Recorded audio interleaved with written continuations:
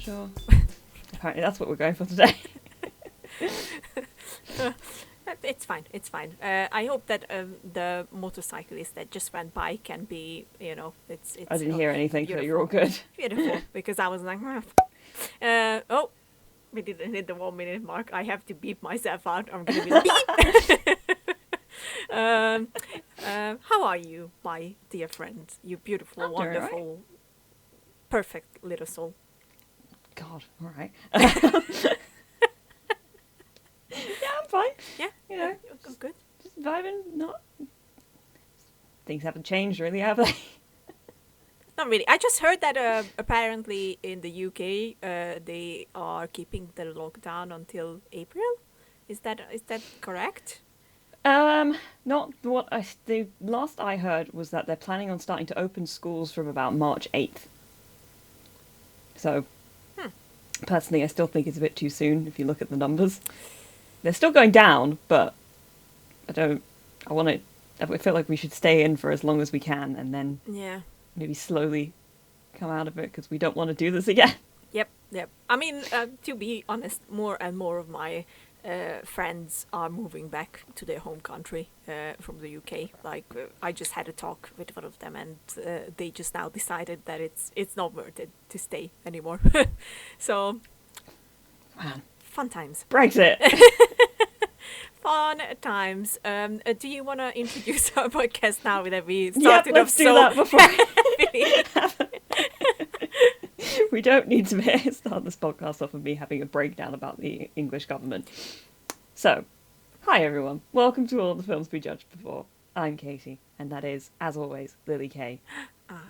Thank you. I'm not Troy Baker, and that's the lovely Katie, other side. I never know where to point. You said I'm on this side and you're on that side. Yes. So, oh, okay. Point the other way. Yes. Oh, yeah. That way. Okay, I don't know which one is. You know why I have a tattoo on my hand, so I can tell that this is my right hand. I have a birthmark this on is my left hand. What the fuck? I mean, I'm also terrible at this, but I have a birthmark on my stomach.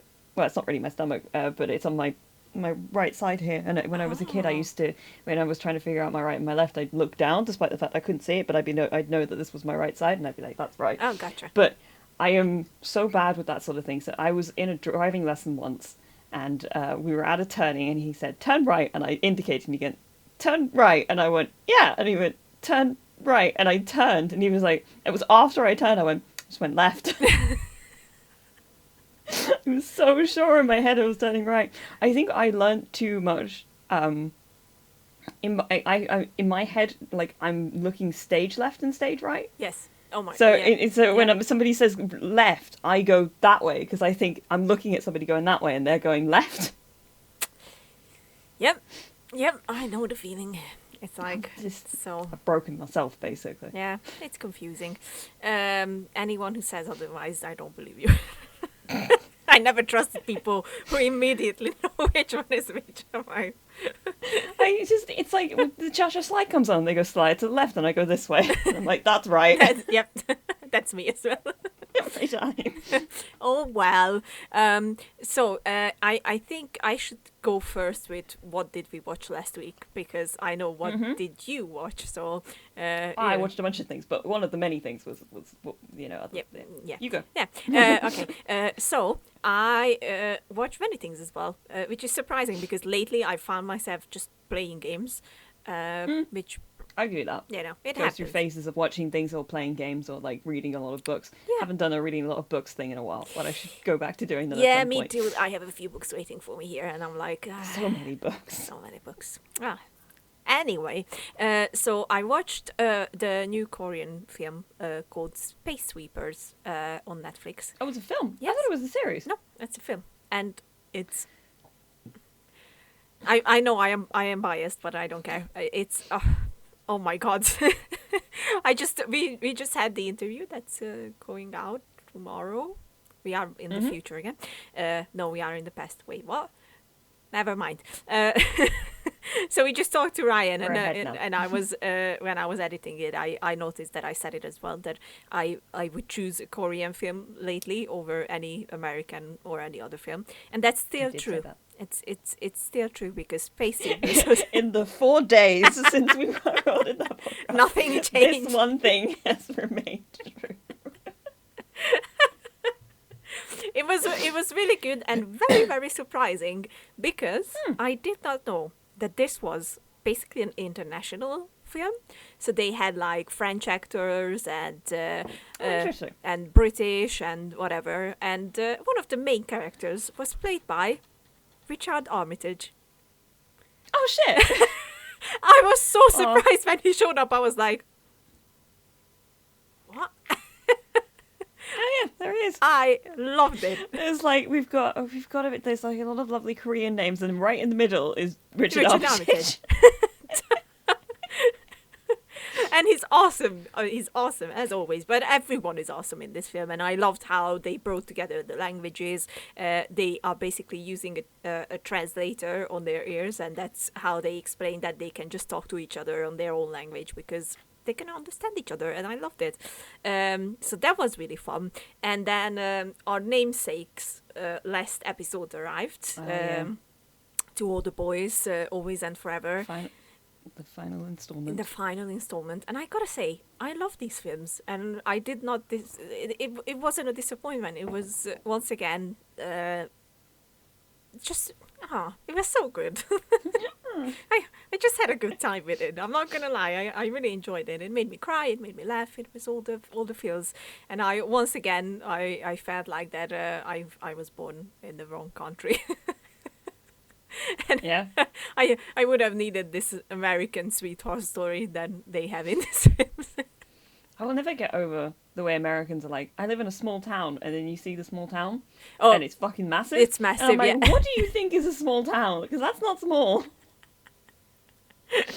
Yep, fun times. And I also watched, because it finally arrived and I was really intrigued to watch it, even though I don't like the originals, Wrong Turn, which is a complete remake of the original horror movies. And this time around, they are not cannibals, they are a cult, basically. Well, kinda. And it was... I have one critic over it, that it was a bit too long. Like, I feel like that this movie could have been a lot shorter and still would have been awesome. But this way it was like, they went a bit over. I was like, I wonder, what time is it? And I realized that I've been watching it for 2 hours, and I was like, strange. With a horror movie especially, it's like, okay. But it was, otherwise it was good. I enjoyed it. I wish there would have been a lot more killing in there, but that's just my weird. Clip that. I'm weird. If you didn't realize this until now, I'm saying it. I'm weird. I'm having Riverdale flashbacks. I'm weird. I'm a weirdo. You've never seen me around without the stupid hat on. It's weird. So yeah, that's it. That's all I watched. Good. And West Wing, but you ordered. No, yes. then. No, so we are preparing for Katie's pure enjoyment when we're going to talk about West Wing. I'm so excited. Every so often, I find myself. There's a Tumblr account that posts West Wing gifs, and sometimes I will go on that account and I'll just sort of go through some of them and just sort of look at some of the excellent moments they popped out, and then it just makes me very happy. Fair. We'll go through it properly when we actually talk about it, but man, I just love that show so much. I mean, understandable. Let's be honest. So, what did you watch, Katie? Well, I'll get to the obvious thing in a minute, because I watched other stuff as well. I watched, I've been watching The Good Doctor a lot. I'm watching a lot of The Good Doctor, which I am very much enjoying. Yes. I'm also realising I'm a little quiet, so I'm going to pull this over a little bit. There we go. It's been mostly The Good Doctor, actually. I thought there was other things. I mean, I catch up on Prodigal Son every once in a while when it comes out. That's always good. Second season is still excellent. Michael Sheen is hilarious. Oh man, I mean, that show is just generally brilliant, but the amount of stuff they've managed to give to that character, who is arguably reprehensible, but is so just charming and funny because it's Michael Sheen. And every time I have to stop myself from saying Martin Sheen, because that's Bartlett. They're too close. Anyway, but Michael Sheen is very funny, and Tom Payne does an absolutely excellent job as Malcolm. I fucking love that show. Fair But enough. yeah, it's been mostly the Good Doctor. I kind of made my way through season 2. I love the Good Doctor. Now I'm on to season 3. Mm-hmm. The kind of poking. Yeah, I'm just going slowly. But the other thing I have been sort of watching, just for Lily, very specifically, is I made my way through all of the reboot Planet of the Apes movies. I am so glad. I literally watched the last one last night. I finished it at about 2 in the morning. Nice. So you have nice and fresh memories. Yeah. It's not like they can fade away. But I'm gonna, we're gonna start off with you because I think everyone knows how I feel about this whole. I was gonna start asking you questions, but we can start with me. Okay. Well, I mean, I was gonna ask about what it was about these movies that just talk me through your history with these movies and why they kind of live so vibrantly in your head, why you just, are so in love with them like that. Oh, interesting. When the first movie came out, I remember that I didn't want to watch it. That's my first memory. I was like, I just didn't care about the Planet of the Apes movies because we had that horrible experience with Tim Burton's version. I'm just going to put it out there. That movie sucks. I'm going to put also my only experience with Planet of the Apes are these movies now. I haven't seen any of the other ones. Then you started at the good ones. And I obviously saw the original ones, which are like, they were very revolutionary when they came out, and the makeup in there and everything that they managed to achieve is still works really well, because it wasn't CGI, it was VFX makeup, so that works. And those movies are now, I would say that they are classics, but for me they are okay, because then this arrived, that is behind you, and it's behind me as well. And despite me not wanting to see the first one, I ended up watching it, but not at the cinema, which is my big, Lily, you're stupid moment. And I am still praying that at one moment I'm going to be able to watch it again in the cinema. Maybe I reckon, yeah. At the moment, it'll be 10 years since the first one came out this year, right? Yep. If we went in the middle of a pandemic, I'd say somebody probably would put a 10-year anniversary screening on, but now I'm not sure. Yeah, I wish, but it's probably not going to happen, which is really sad. And definitely not here, because here in Hungary, they don't care about these kind of anniversaries. So even when we had the Alien anniversary or Jurassic Park or whatever, the cinemas didn't care. So thanks, I guess. But I'm still hoping. And I watched it at home, and it was instant love. And the reason for that instant love was how well made it was altogether. Everything came together so strongly. And I think the main reason of that is Andy Serkis, who plays Caesar. This man just already blew our minds away when he played, obviously, in the Lord of the Rings series, Gollum and Smeagol. But then he arrives here and he just owns the screen. You can't pay attention to anything else when you first watch it, I feel like. He's just so there. Obviously I've watched behind the scenes and everything, and so for me, how they translated his face into Caesar's is just magical. I would definitely argue that if we have to look at it as at a CGI point, this is just the top notch. It was made by Veta, and they obviously did the Lord of the Rings movies and Avatar and everything else. So it's not that surprising, but still, it just blows your minds away. And what I then started to really enjoy was the character itself. So not just the performance, but how they tell Caesar's story, and how at first it feels like that it's just gonna be just your story about how this whole Planet of the Apes started, and then it becomes so much more because of him.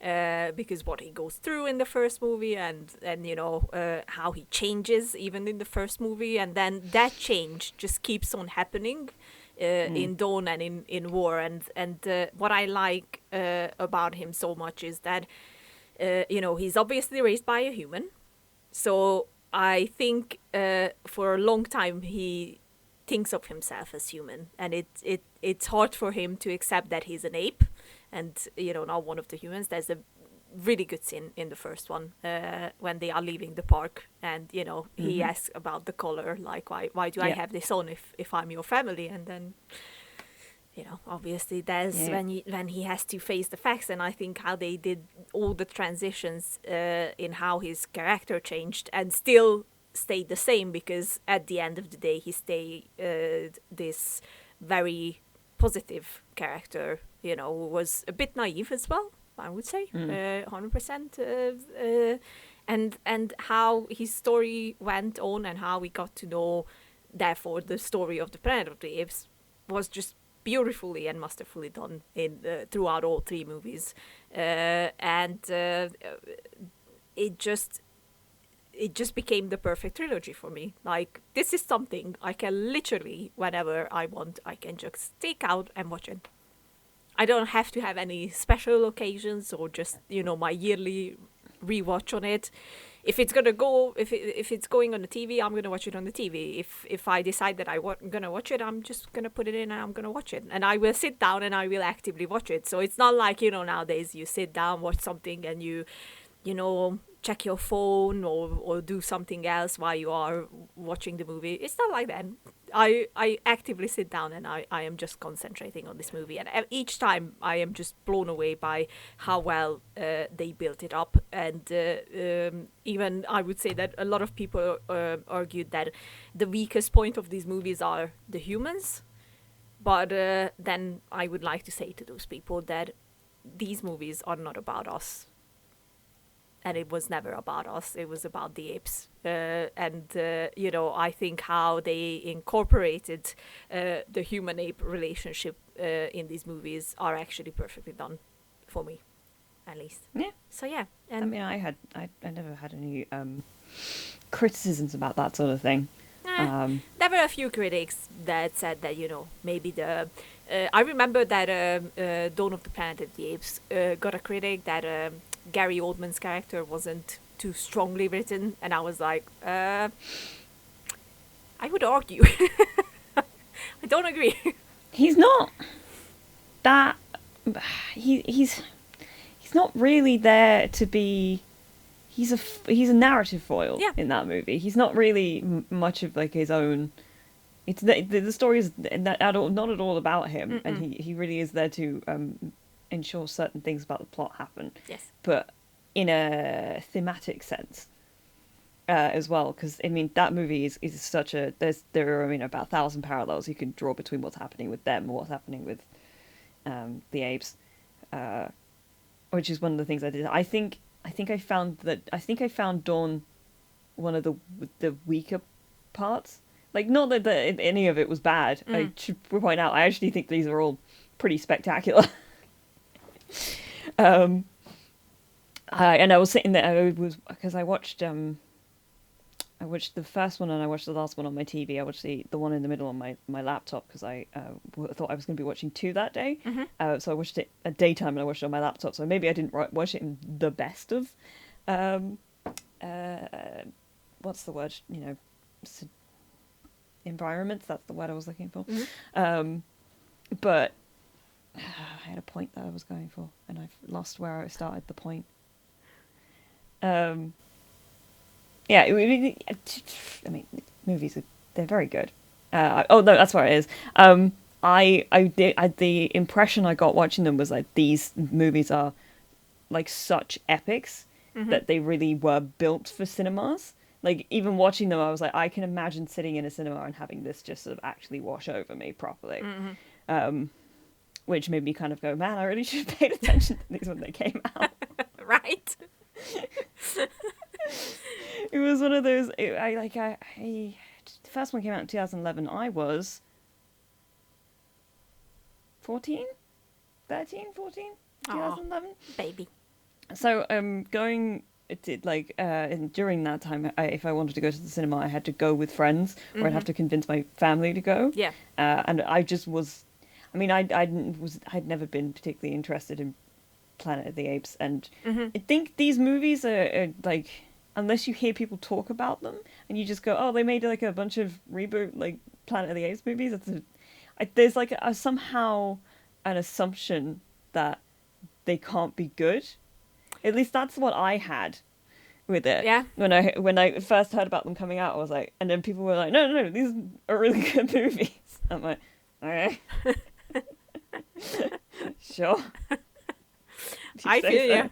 I don't know why I'd be interested, but okay. But like, I actually sat when I finished the movie last night. I had a bit of a because I put it on at midnight, and I was in bed. So and it's 2 hours 20 minutes. Yes. That last movie, and it was like during the prison break, basically. I started to doze off a little bit because it was 2 a.m. and I was comfortable.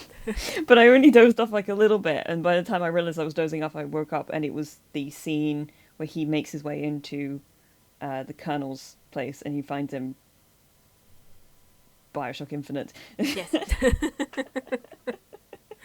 Nosebleed and like, kind of can't speak and everything. I was like, okay, I haven't missed much.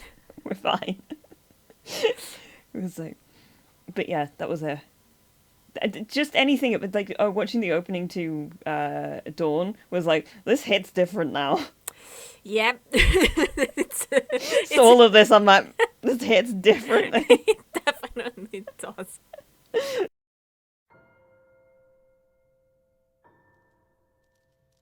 If you have fever and cough or sore throat, stay home.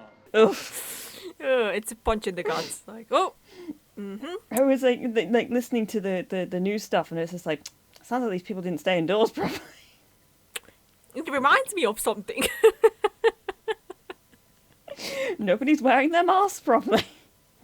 What you know what? Just to make a more diligent connection between our situation and what happens in the movie. The last shot of the first film, when the pilot goes, He gets on the plane and it's like, it's that easy. It's just go home.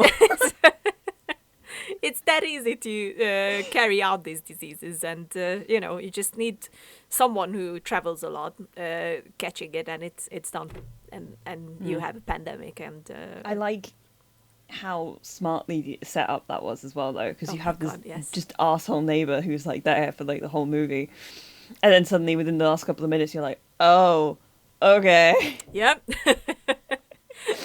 So it's his no. Yep. It's actually, yeah. What's the guy's name who got it first? Frank. Was it Franklin? Am I making that up? Franklin. Yeah. Yeah. It's just the fact that he was so obviously sick, and nobody was like, maybe we should make sure that like he's not having any adverse effects. Put him in quarantine.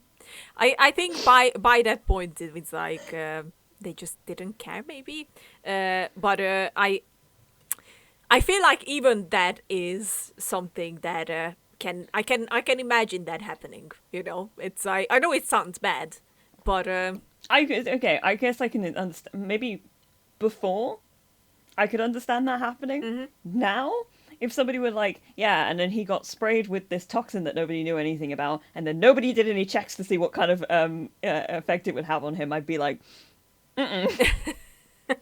True that. But he should have been put like in a sealed room and checked over by a doctor to make sure that nothing bad was happening to him. Yeah. They hadn't tested that thing on humans yet. They didn't know what it was going to do. I mean, that's true. That's true. But obviously, well, I can let it go for the plot. It's fine. the biggest. But in my head, I was like, Well, the biggest fault is on Will because he's the one who decides that he's just gonna give it to his father, which is, sure, but that stuff is different to the stuff that Franklin got sprayed Yes. with. That's my thing. yes. Because if it was the same stuff, I'd be like, who knows if it's already kind of been tested and seems to work okay and what have you. But this new stuff, they made it specifically more aggressive, and they didn't test to see what happens to this guy who clearly breathed a lot of it in. Yeah. Well, it's the human error, I guess, that can happen, unfortunately. Bunch of dumb fucks. Dumb fucks, indeed. These men are meant to be scientists. Yep, understandable. Like, I was like, it was depending on the little things, and all the little things just went in the wrong way. So it's. I want to hear your thoughts more because Okay. I want to. Well, I didn't write. I probably should have written some stuff down, but I was like, it's fine. I can just. I keep thoughts in my brain.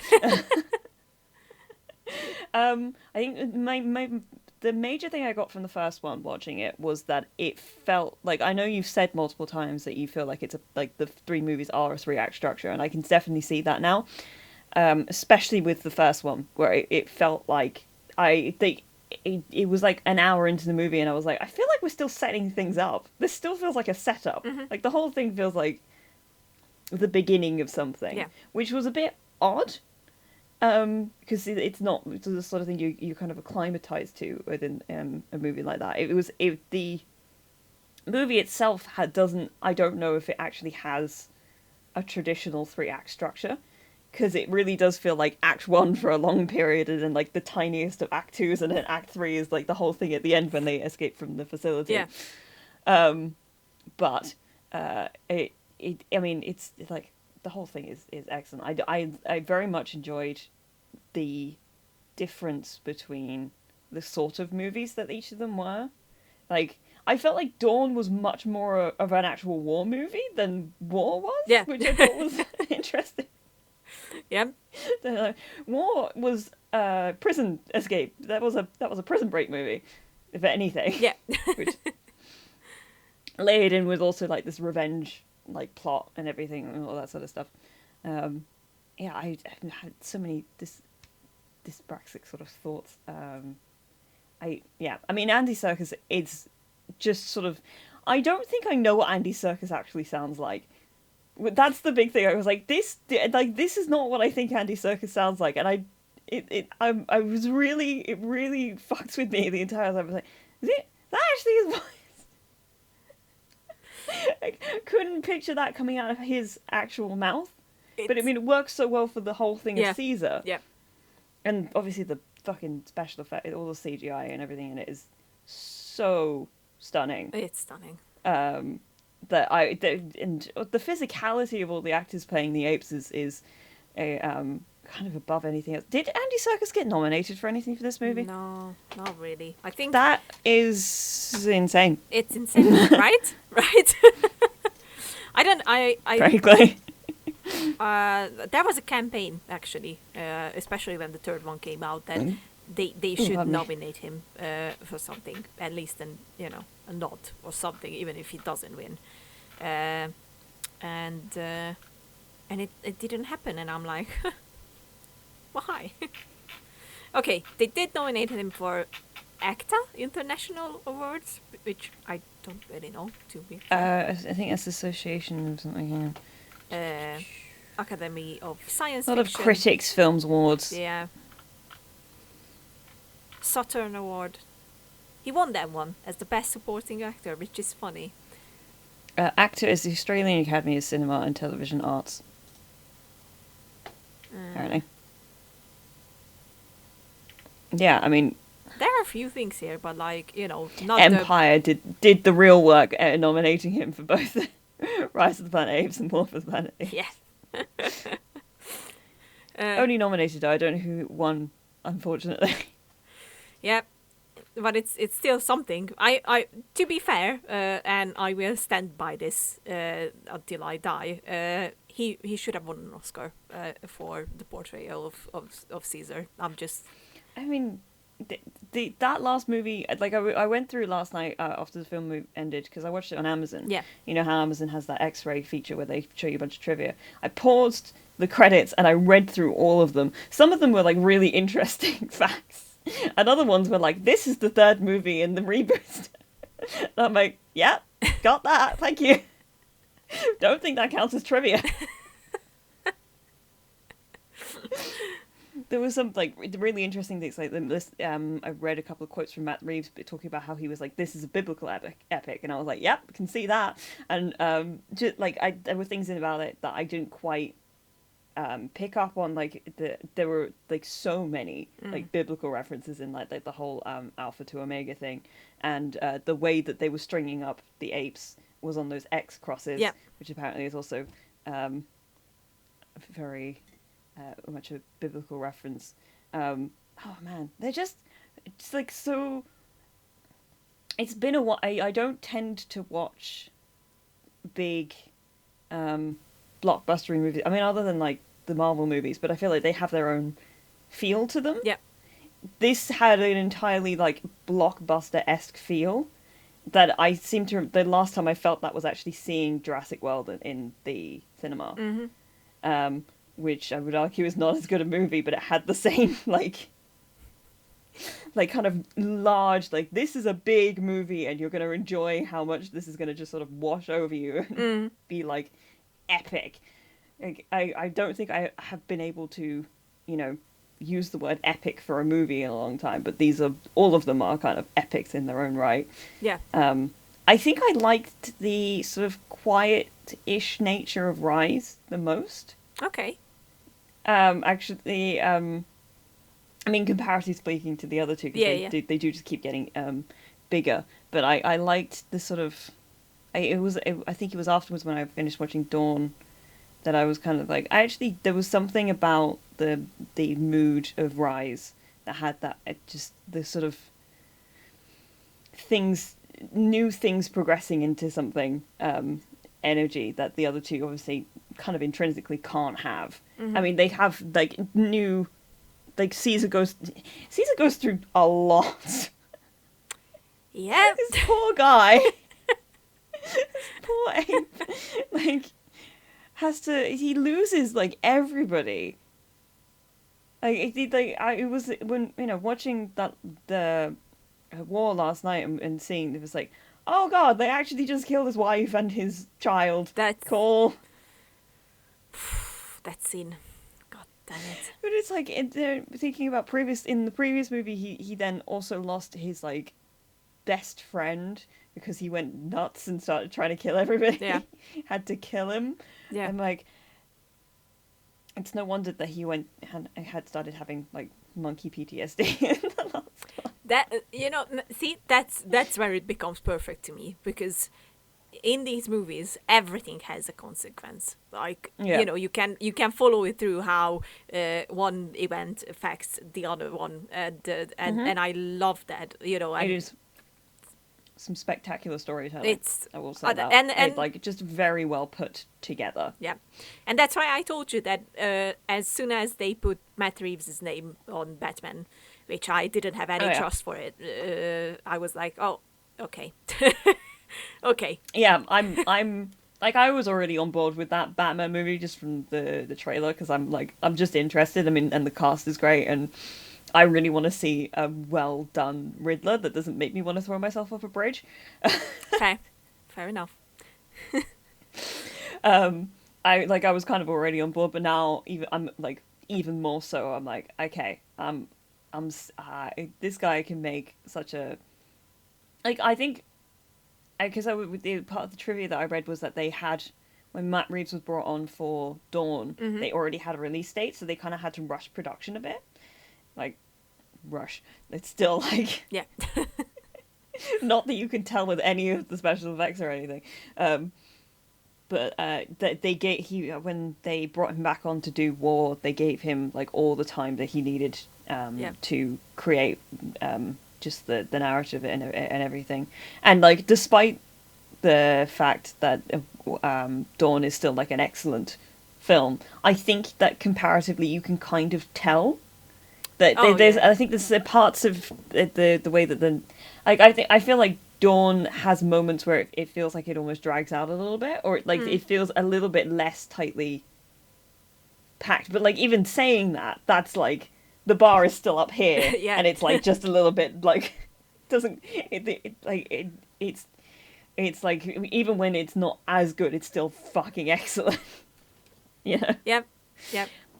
I'm curious as to whether you have a favorite out of the 3 movies. Mm-hmm.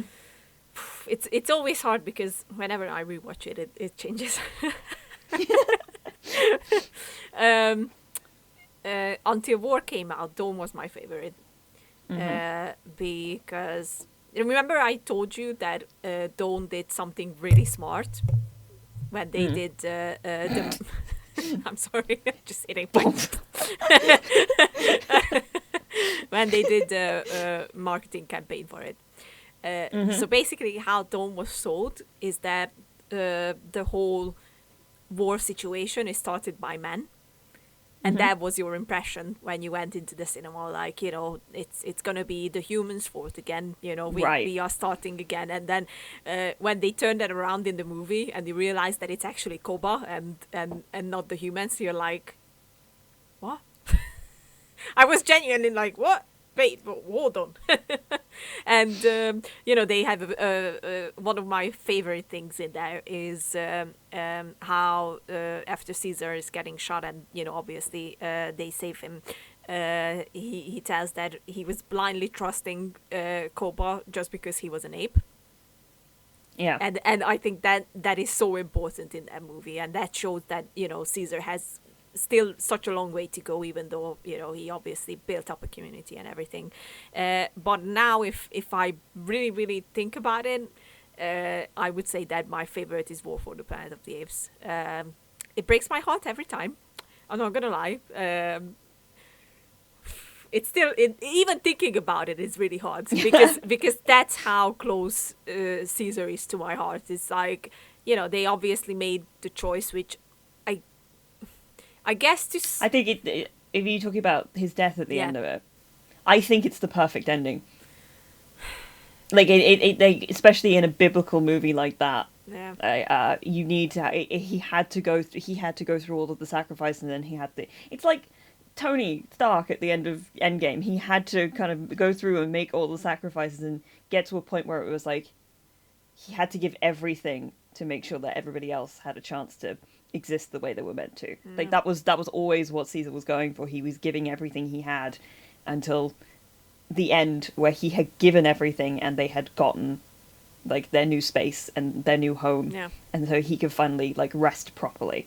I think that's one of like the rare moments in a movie where they kind of like can kill it, like the main character at the end, and you can kind of go, okay, yeah, I understand. Well, for a long time I didn't. I was just grieving Caesar like he was like a brother or something. Honestly, like I think a lot of people could take lessons from the Planet of the Apes movies and how you build your character, your protagonist, because how Caesar was built up and how he evolved during his stories and still kept those things that you got to love him for from the first one. It's beautifully done. It's masterfully done, I would even say. And you know, it's a lot to do with Andy Serkis, who devoted so much of himself to Caesar that it's every time I watch these movies, it just blows my mind. Like, everyone is excellent. I would say this, like Koba is an excellent character. You know, I would even argue that he's one of the best villains created for films. I put it like this because he's an understandable evil, I would say. Like, you know, he's born from the hatred that he carries with himself, and he just simply can't let go. Yeah, I mean, that was what I was talking about, and they what I did really like about Dawn was the way that they kind of juxtaposed the relationship between Caesar and Koba, and It's amazing how I can't remember any of the humans' names. Yeah.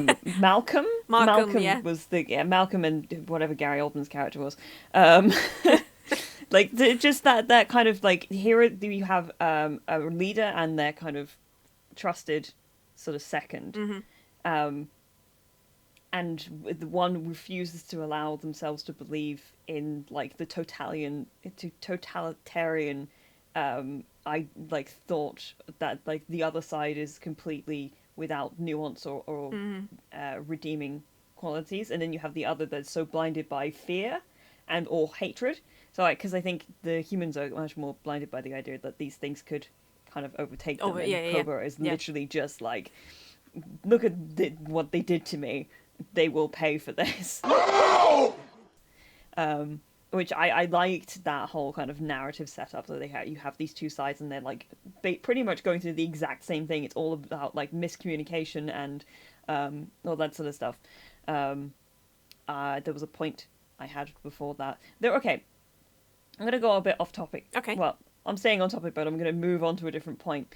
There was one thing I did not like about War, and it's I don't remember his name. The bad ape. I just didn't find it funny. I had to, like... No. Anytime it was I was just like, this is not doing anything for me. The character was fine. It was just the way in which he was constantly like, oh no, I'm like, okay, this is not... Oh no! Like, I'm getting nothing out of this. No. Just absolutely nothing for me. I'm like, it just... Yeah. I don't know. I would just, it really was, it wasn't charming to me in a way I think that it was meant to, and it wasn't... That was Steve Zahn, creating... do you know? Huh? That was Steve Zahn playing Bad Ape. I think I read that, yeah. Hang on, I have to remember who Steve Zahn is specifically. Come on. I know the name, I just don't... Okay, yes. I recognize this guy. What was he? What do I know him from specifically? Oh, he was in a lot of things. Lot of things. Daddy Daycare is one of my favorites. Yes. He played with Troy as well. In the it's not gonna come to me. My brain's in the Planet of the Apes universe. I am so sad that you said that you didn't like Bad Ape. I couldn't get on with it. Like, I feel I could see exactly what it was going for, and I was just like, this isn't... I didn't hate it, but every time it kind of happened, I was like, okay, anyway. I loved how he represented the naiveness that was in Caesar in the first movie, because I think it was a good... Sure, that I can understand, yeah. It was really just in that sort of last... Oh, he was in Friends. He was Phoebe's gay ice dancer husband. Yep. That's her. That's him. Now I got it. That's him. Okay. We're all good now. Happy days. Just like looked over and saw Friends and I'm like, there it is. Fair enough. I liked the whole sequence when they found him in the I guess it was a hotel. It was, I'm not sure exactly what some kind of big building. Yeah. That whole section in the snow where they were kind of poking about, and they gave me such Last of Us vibes the entire time. I was like, this feels like winter. It was the other way around for me when I played Last of Us. Right. I was like, oh, this is Planet of the Apes. I wonder when the Bad Ape is coming out. Yeah. No, I liked him. I liked when he was actually, having conversations and like that. I found that part of him to be very interesting. I just found like the humor that they were trying to inject with him, like every time they were like, you need to go and do this thing, he'd be like, no. I'd be like, okay. I wasn't on board with it. I think at first it was a bit of a weird choice when you first meet him. It was like, when I was watching the movie, I was like, I'm not sure how I feel about you. But then he has that conversation with Caesar, when he decides that he's going to have them and he's going to show them the way. And he tells him that, he lost everyone. And he had also had a son, I believe, or a daughter or something. Child, a is child, what he says. Yeah.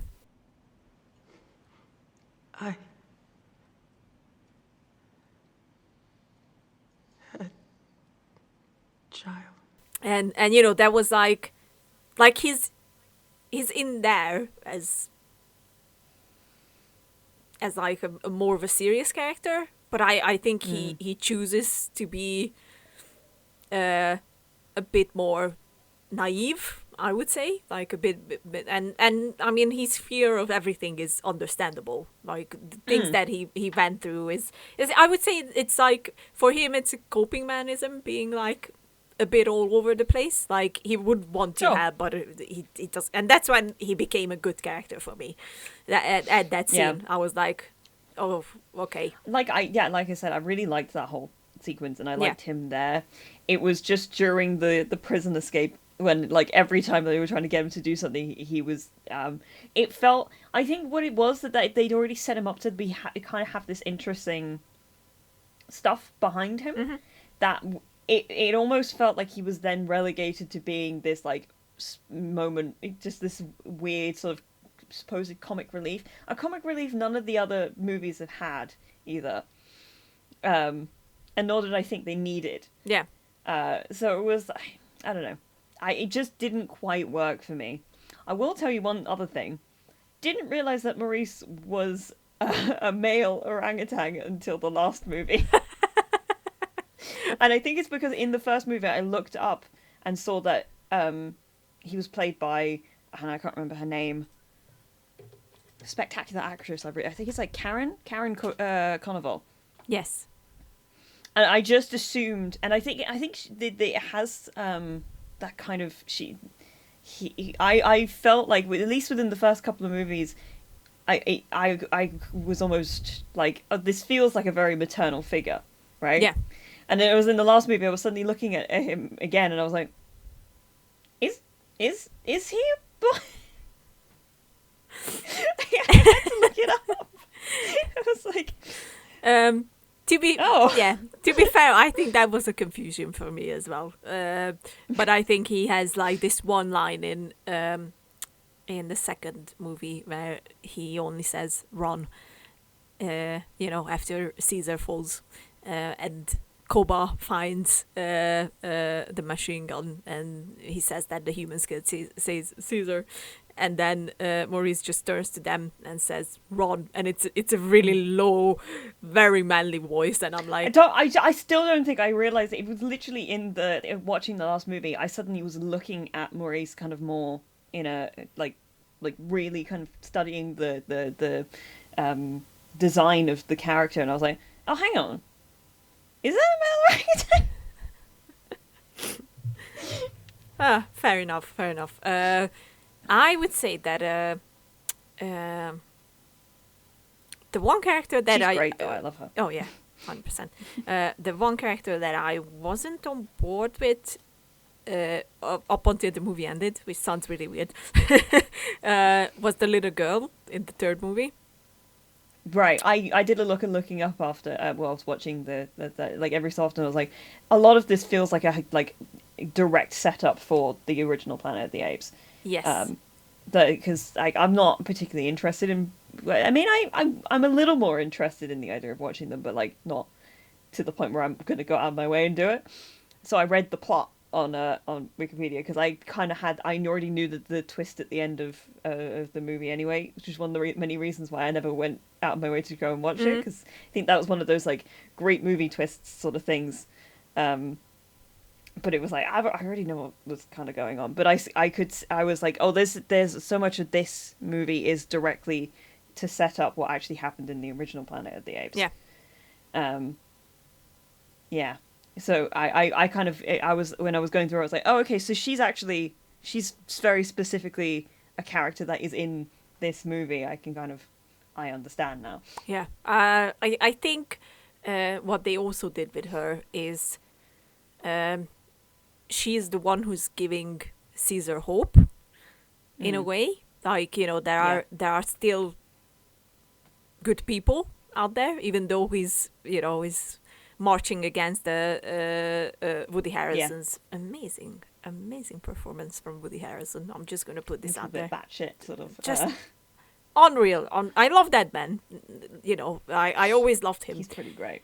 But here, it's like, for me, it's one of his top performances as well. Like, he was excellent in this movie. And I think Caesar was on the point of losing hope in humanity, and hence seeing Koba on every twist and turn, and having all those hallucinations about him, because he was afraid of becoming like Koba. And I think this little girl Nova was like like it was giving a balance to the story, that there's not everything is lost, there's still hope.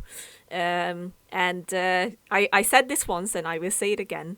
I think these movies are the most human stories, even though it's not about humans. And I love that about them. It's I think that's one of the brilliance that lies behind them. And I don't know, it's just everything, it's a lot of things are in play when it comes to rewatching movies. And I think here everything works. Like, for me, the pacing, how they created the world, how they built up their characters, how they choose to tell the story. Everything just works so perfectly that I would gladly say that I don't have any moments in any of the films where I would just skip it ahead because I don't like it. I like every single scene in these movies. I think they are just beautifully done, well built up, and I just can't say it enough. Freaking Andy Serkis is one day if I meet with Andy, I'm just gonna bow down in front of him and be like, teach me, master. Like, honestly, there's this Graham Norton interview with them when they were invited with. I remember the one. It's Tom Holland's on there as well. I remember watching that. Oh my god! And it's I was jealous of Tom Holland because Andy did brought these extensions they used so they can play the apes, and he taught Tom Holland how to do it, and I was like, I want to be there. I want to try it as well. Just teach me, please. Oh god! Good interview. I remember that one. I am so glad you liked it. Like I never thought that you wouldn't like it, but I was a bit afraid that what if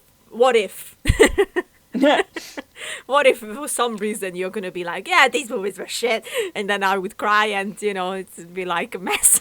I think that there was no interest. Having watched them, and they're very good. Obviously, I feel like there wouldn't be a worry of me saying that they were shit. I feel like the worry would have been that I just didn't get on with them. Yeah, which I think is, if certain people don't get on with them, valid. But I think it actually is, like, actually what you said is such a perfect, kind of speaking to what you said, is such a perfect example of showing how to create empathetic response with your audience.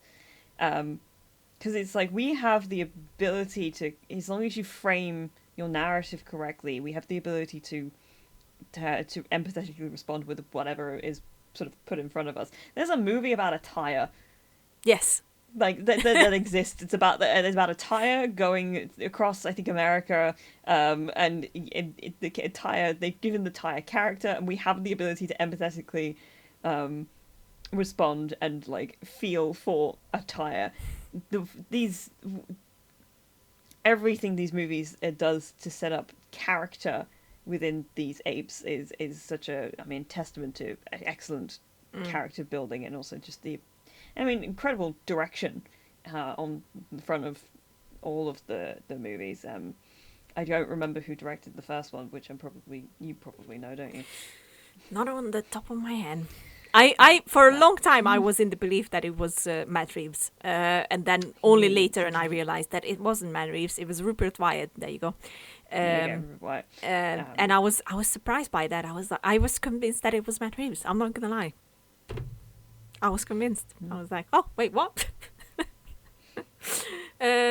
Just like I said, it's good direction as well, because you have to be able to be like, okay, here we go. I'm going to align you. This is the character we're going to be following. I think it's impressive that everybody manages to do it with multiple characters throughout the movies. I think Matt Reeves does much more of a job of focusing in that energy on Caesar, but Rupert Wyatt does an excellent job of being able to do it with James Franco's character in Will, thank you, in Rise and Caesar at the same time. Yes. Because I think that's a difficult one. That's a difficult one, Because, I mean, you see so many ensemble movies fail on that sort of merit, where it's like, there are directors who are given, or are hired to direct a movie that has a large cast, and they don't seem to recognize that within whatever scene you have to pick a focal point for your audience to be sort of connected with in that moment.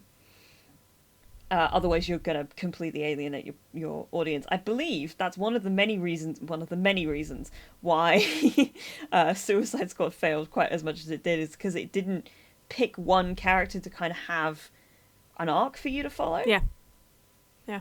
It just kind of like, here's all these people, and they're just sort of all going to be in, like, you can have an ensemble movie that's not about one person, but you have to be able to pinpoint who you're meant to be on the side of in any given scene. Yeah.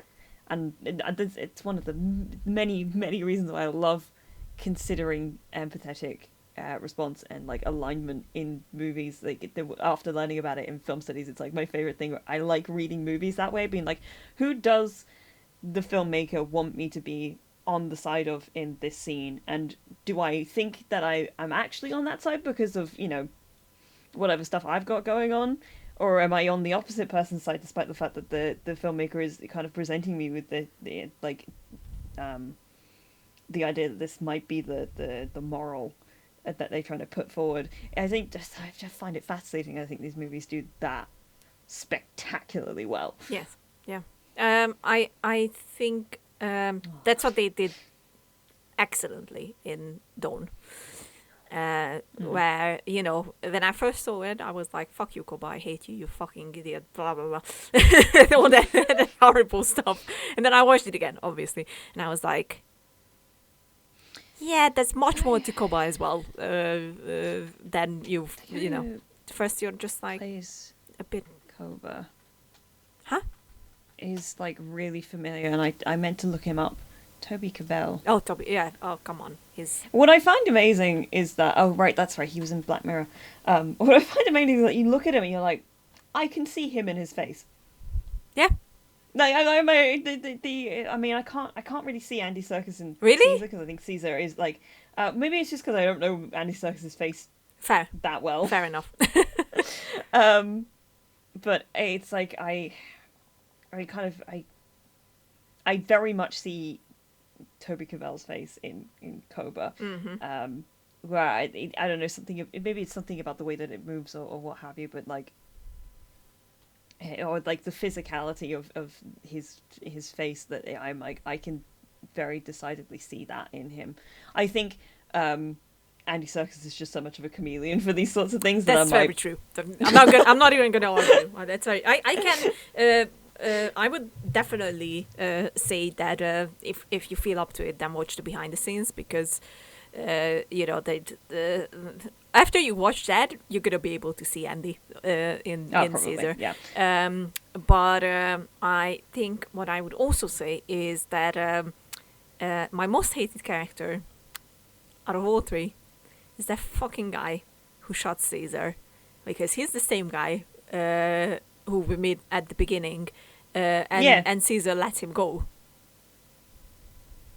And then I found that interesting, because I felt like it was an interesting twist, or change in direction to the way that I felt like it was setting the movie up to go in, because it was almost like it was suggesting that this guy was going to have some kind of change of heart. I was clearly seeing that Donkey was going to have that. That was like, that's just 100%. I'm like looking at it like, yep, no, clearly this is where this is going. But I thought it was interesting that they kind of, because I mean, in every scene that they kind of saw each other, it was like he was having conflict the entire time.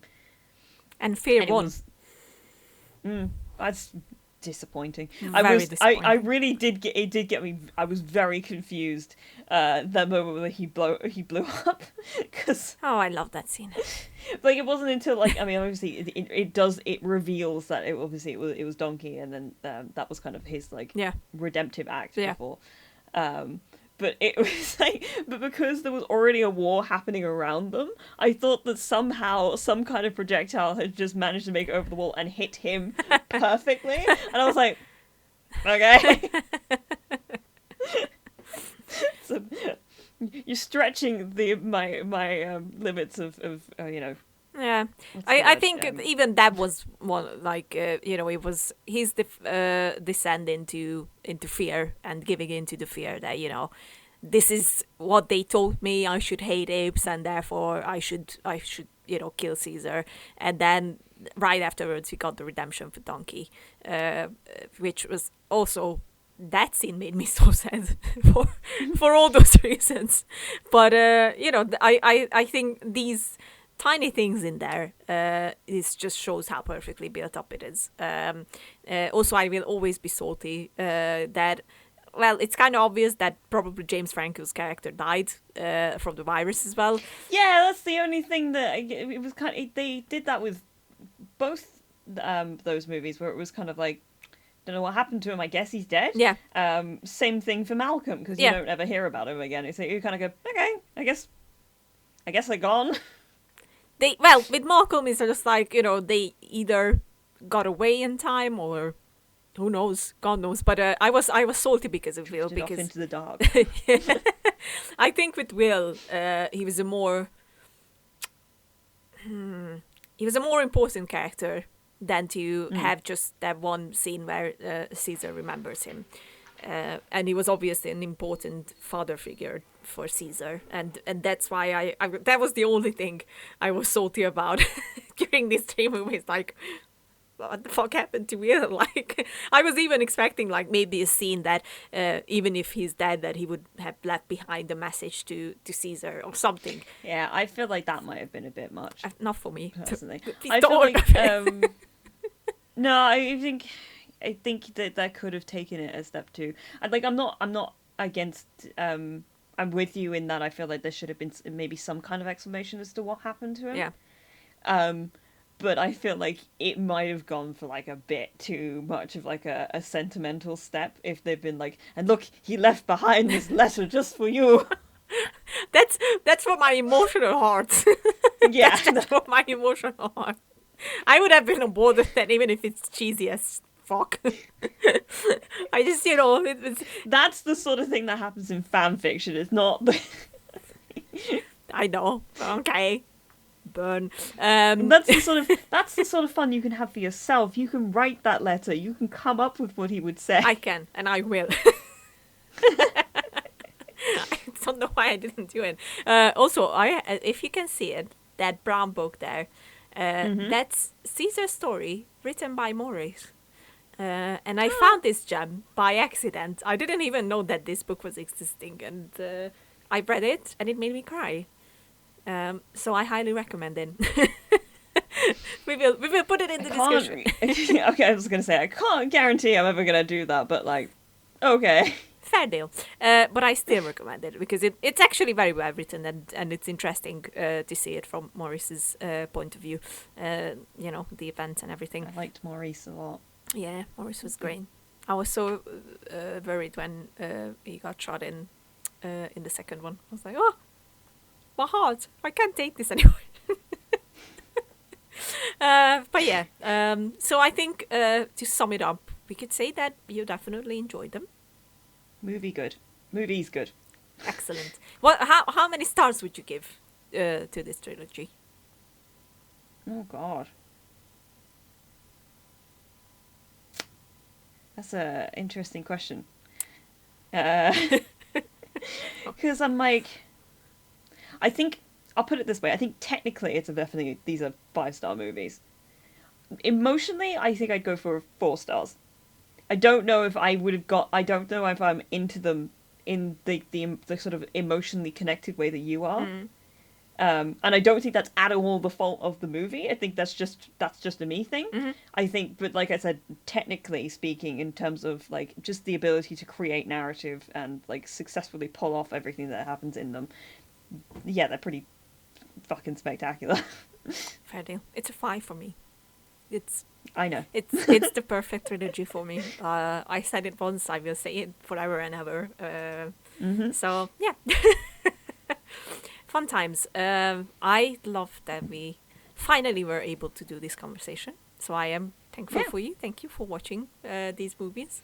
And you know, I would be curious. Are you going to go back to them and watch them again later on? Maybe at some point. Probably not anytime soon. I don't know. Fair. I was kind of sitting there thinking, because I got an advert for Disney Plus this morning as I was watching some stuff on YouTube, and it was like, look, we're getting, you know, all these stuff from Star, including the Planet of the Apes movies. So I'm like, can't believe I just rented all these films. Could have waited like a month and we could.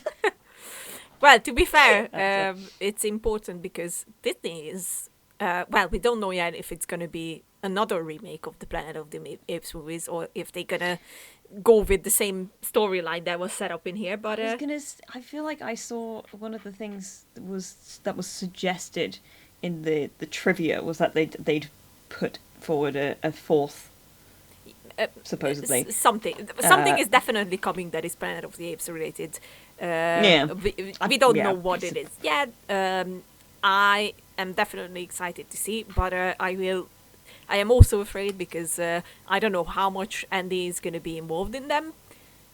But I would say that if they're smart, they would get Andy Serkis to be on board in some way or another. Yeah. Hang on. Sequel. What does Wikipedia say? I remember hearing something that it's going to be another remake, but then that didn't make sense. I don't really remember. Version of the spaceship from 1968, Planet of the Apes under the name Icarus was in Rise of the Planet of the Apes as a deliberate hint to a possible sequel readapting the events of the original films. That wouldn't be such a bad thing. Something's gonna happen. We are not sure what yet, but it's gonna be interesting to see. I do not believe that these 3 movies can be, well, topped, I would say, or made better with another installment. I think the story that they wanted to tell was in there, and it was fulfilled completely, even though if I'm still sad about Caesar. Real quick, yes. Wes Ball is going to be doing some kind of is doing some kind of sequel, which is exciting because I mean he's obviously directed the Maze Runner movies. Yes. Wes Ball is awesome. I like him. He is pretty great. He's a cool guy. Yep. I've seen him in a couple of interviews a few times. I'm like, he seems nice. Yeah, I like Wes Ball. Won't be a direct sequel to War, saying that the film will feel like a follow-up to the overall Rise trilogy, but at the same time the filmmakers will do some really cool new stuff, that was in quotes, for the film. Something is definitely coming. God knows when. Yeah, so they're working on something. But they're working on something. I will... Direct, set afterwards, following Caesar's legacy, but like something new. Yeah. With new people kind of on board with them. We'll see. There you go. Wes Ball, hire Andy Serkis to do something, please. I thought you were going to make a plea for him to hire you. Oh, that as well. I am excellent in dying. I can learn how to act like an ape as well. Just hire Andy Serkis as well, please. Thank you. Okay. I think we can end the episode here, if we're honest. We talked about pretty much everything. My love for these movies will never die. And if you haven't seen them, I am highly recommending it for you. And I think Katie can If you haven't seen them, we've spoiled them to death. Yes, well, oh well. I mean, you could kind of expect it, and no, never mind. Watch them, please. Even if we spoiled it, just go and watch them. It's going to be up on Disney Plus as well. Like, come on. Yes, 23rd of February when Star launches. Perfect. Go and fucking watch these movies. Give Andy some kind of Oscar or something, please. And yeah. Actually, hang on real quick. Just. What? They'll be up on the day this episode goes out. Disney Plus, please sponsor us. Thank you. I'm just gonna put it out there that we just We just brought you some viewers, probably. But anyway, there's still a pandemic, so put on your mask, wash your hands, keep the distance from others, and only go out if you really have to. And let's fucking get out of this stupid lockdown and pandemic situation, because it's getting All of the above. really boring. I mean, I love doing this, don't get me wrong, but like, Yeah. it would be nice to just maybe go back to the UK as well and finally meet this girl who I've been wanted to hug ever since I met her, so please. Oh well, we love you guys, and don't forget to subscribe and hit that like button and leave the comments. We read them. And on Anchor, if you share it, we could share it. Mm-hmm. Is it share it? Share it. I mean, well, because I think the podcast goes up on iTunes. Oh, it's not iTunes anymore, is it? Apple Podcasts. There you go. If you rate it and review it, apparently that helps. There you go. That's it. This is what I hear from other people who do podcasts. And I just believe you. And we love you. Apparently we're doing this now. Yeah. Goodbye, everybody. Bye.